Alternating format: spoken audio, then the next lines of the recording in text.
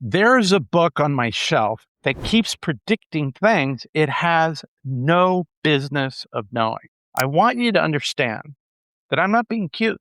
It came out in 2006. It's 20 years old. It won a Pulitzer Prize. It has a coffee ring on the back cover and a cracked spine and a receipt from a bookstore in Coral Gables that closed a decade ago. It sits there. It doesn't do anything. It's a freaking book.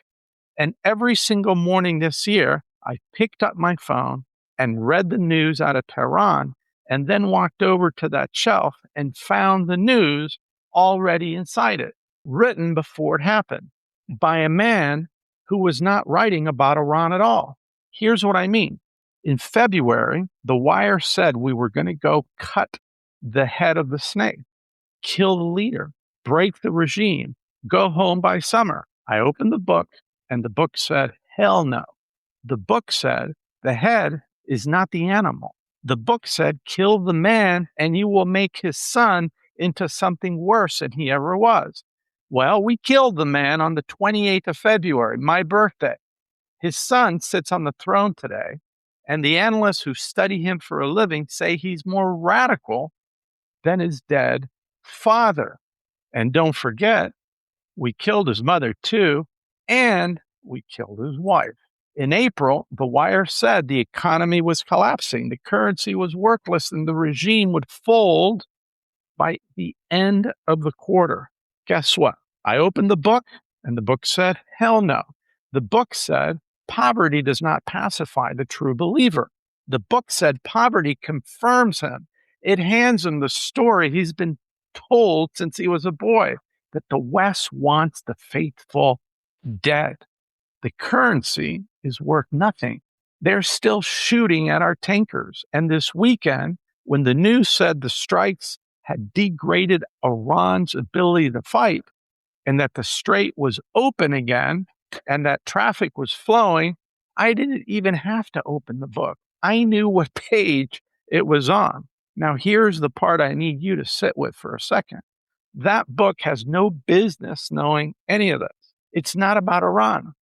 It's not about Shia Islam or the Ayatollahs or the centrifuges or the Straits of Hormuz. It's about a Sunni death cult, an organization that Iran's own clerics consider a heresy worth killing over, an organization that murdered Shia Muslims for the crime of being Shia. By every rule that should apply, that book should be useless to us this morning. It's the most useful object in the house. They hand it to every rookie CIA agent who walks into Langley. It won the Pulitzer, and I'm telling you, it has already written tomorrow's headline, and it did it before some of you had a frickin' driver's license. So today, I'm going to open it in front of you, and I'm going to show you the page where it explains why at 4 o'clock today, the United States Navy is going to close the Straits of Hormuz and start charging tolls on it. Pour the coffee. I'm Charlie Garcia. This is Capital Mischief. Folks, the President of the United States has decided to put a toll booth on the Strait of Hormuz. I'm not writing jokes this morning. I'm reading The Wire. He said the United States will be reimbursed for helping ships through the strait, that we're going to keep the strait and get paid a lot of money for guarding it. Reimbursed. Like the Strait of Hormuz is a business lunch. Like some poor kid at CENTCOM is going to sit up at midnight uploading a photograph of a burning tanker into Concord. The United States Navy, finest fighting force in human history, now with a Venmo account. And it gets better because it always gets better.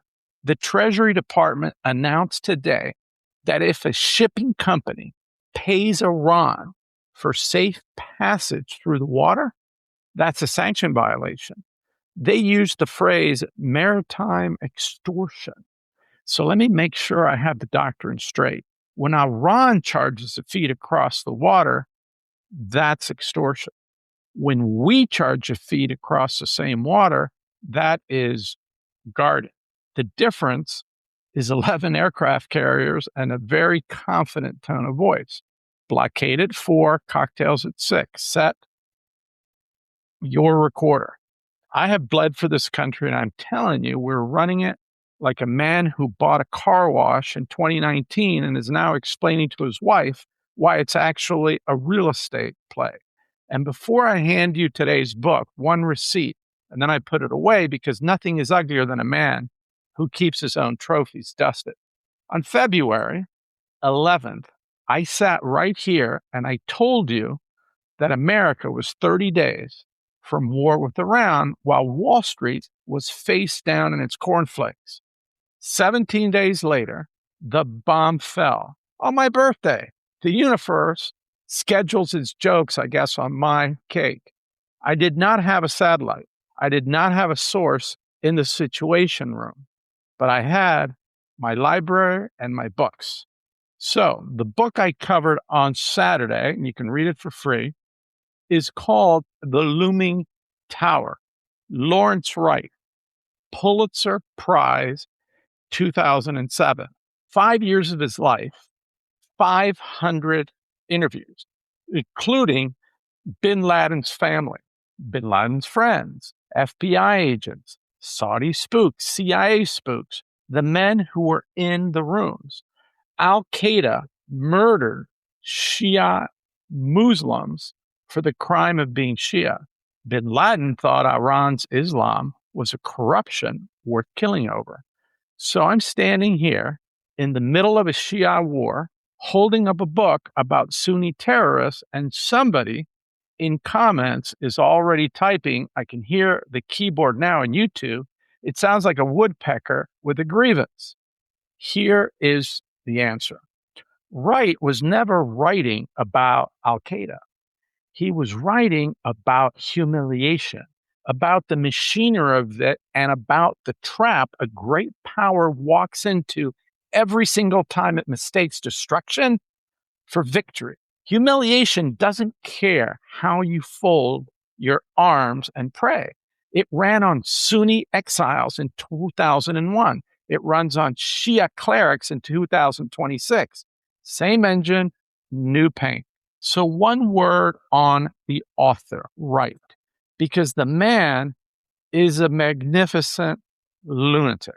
Born in Oklahoma City, raised in Dallas, which means he grew up in two of America's cities most associated with the president getting shot, and that will do something to a boy. The other city where a massive bomb went off in Oklahoma City. Then, instead of moving to Manhattan to describe what other people are basically wearing, he moves to Cairo at the age of 28, broke, taught there 2 years, learned Arabic in the tea houses of the city that produced the men who wore the whole grievance. Then he spent half a decade building a cathedral while the rest of American journalists were basically building a food court. He's 78 years old, lives in Austin, and plays keyboard in a blues band called Hoodoo. The man who decided Al-Qaeda moonlights in a Texas bar band for a plate of wings and a tab. I could not make this up, folks. I wouldn't even dare. So decode one, and I'm going to give you 3 decodes that the book provides to figure out what's going off now. We cut the head off the snake, and the snake got a haircut, all right? If you cut the head off the snake, every confident man in Washington said it into a microphone with his jaw set like he was auditioning for a statue. On February 28th, we put a bomb through a compound in Tehran and killed the supreme leader. 36 years in power, dead in the first 4 hours of a war he did not think would come. We also killed his wife, his mother, his daughter, and now his son runs Iran, okay? Mojtaba, 56, IRGC cleric. IRGC is the army that runs the place. Iran analysts call him more radical than his dead father. So let us walk the strategy through one more time, slowly, for the gentleman in the back with the pointer and the map. We killed his mother. We killed his wife. We killed his father, and the man got promoted. That's not a decapitation. That's a succession plan with a grudge attack. Somewhere in Tehran, a 56-year-old man is going through his mother's things, and we're the ones surprised he's not returning our calls. Wright wrote that chapter 20 years ago. The overreaction was always the plan. You see, bin Laden wanted the thunderous American response because every drone and every photograph out of Abu Ghraib, the prison, recruited more men than the operation killed. The strategy itself was the enemy's best recruiter. Now put the book down and pick up the wire. This weekend, the IRGC opened fire on a Cyprus flag container ship in the Strait. One crew member is missing. Then they declared the waterway closed. We answered with about 140 targets Saturday into Sunday, then went back yesterday morning, hit dozens more.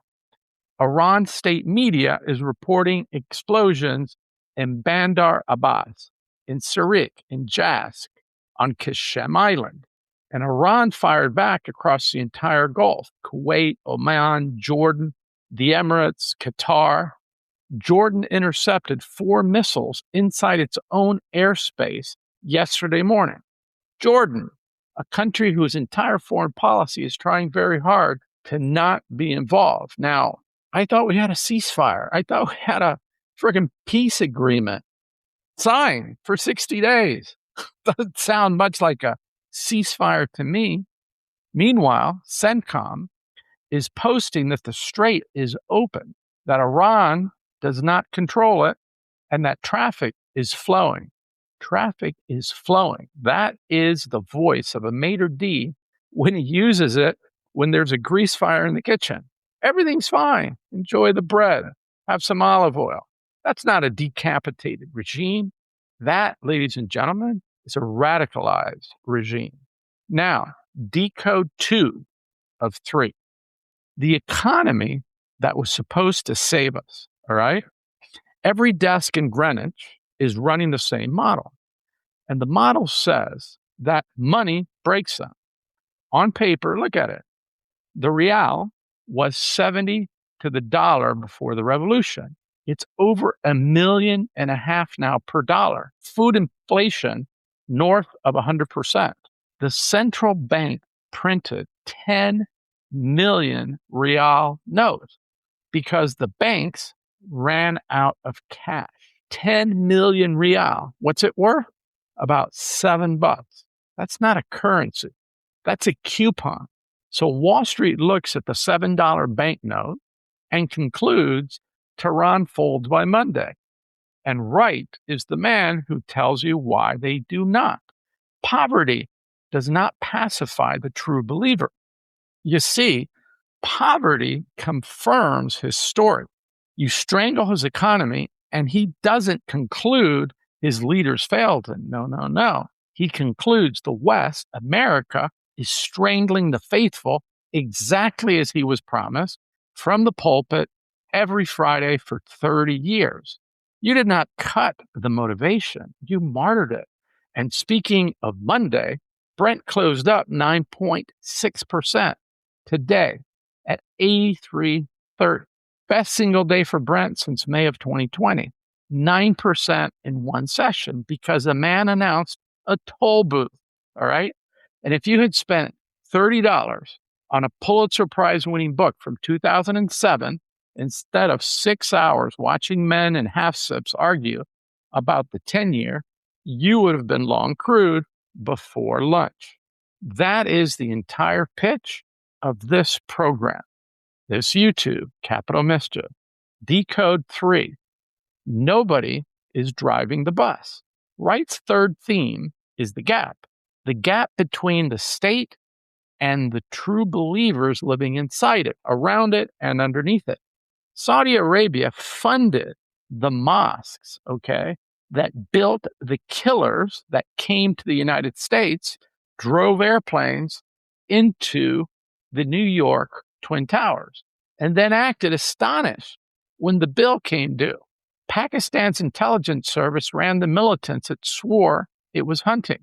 The state and the zealot in a marriage of mutual exploitation, right up until the zealot decides the state is actually the target. Now look at Iran. President Pezeshkian actually wants a deal. He's a doctor. He seems like a lovely man. He has the authority of a substitute teacher in the last week of May. 0. Across from him sits the IRGC and a new supreme leader for whom a deal on the strait is not a policy concession. It's a death sentence. The moderates negotiate. The zealots sabotage. So today, hours after the toll booth, Iran's foreign minister says Iran will remain guardian of the Strait of Hormuz forever, not through the fiscal year, not pending review. That's not a negotiating posture, ladies and gentlemen. That's a tattoo. And on our side of the ocean, President Trump is on the radio with Hugh Hewitt discussing whether to bomb a mountain, Pickaxe Mountain, the deep nuclear site. His stated position, quoting the man exactly, is that Pickaxe is a possible target for a nice big fat shot right near the front door. That is our nuclear doctrine now, a nice big fat shot. I've read Schelling. I've read Boyd. I've sat with men who spent their lives agonizing over the difference between compellence and coercion. None of them ever used the phrase big fat shot. I checked twice with a highlighter. So here's the whole tragedy in one stinking line. We killed everybody in Tehran with the authority to say yes and make it stick. And we left ourselves a negotiating partner with the authority to order lunch. You cannot negotiate with the Brotherhood. You negotiate around it, through it, or you sit in the sand and wait for it to crack. The Pentagon has the finest satellites ever built and cannot find the one man in one mountain. Wright would not be surprised. He wrote an entire book about how we aim our most expensive tools at the wrong target and then hold a press conference about the debris. So, homework. It comes with a box of matches. Buy the book. I do not get a nickel from this. Nobody owns me. No advertiser, no sponsor, no private equity ghoul in a Patagonia vest telling me which crooks I may name. Buy it because it is the only manual for what happens next. And the man finished writing it in 2006, Pulitzer Prize. Read at least the first 4 chapters, all right? There's a man, Saeed Kip, an Egyptian bureaucrat sitting in Greenlee, Colorado in 1949, watching Americans slow dance at a church social, deciding right there that this civilization must be destroyed. Not our cruelty, not our foreign policy, not our bombs, our church dances. That is the birth certificate of every grievance in that region, Sunni and Shia alike. And it was signed in a Methodist basement in Colorado. And the next time an anchor with excellent hair tells you the regime is on the verge of collapse, ask Wright's question. Has the fear switched sides? Or has the bombing simply proved the regime's story that the West wants them dead? One of those means collapse. The other means another decade, maybe 2 decades. Blockade at 4 today, a son on the throne, crude up 9% because the president wants a cut of the toll booth. You make the call. I made mine in February. Pour the coffee. Light the Monte Cristo. May the mischief be with you. I'm Charlie Garcia.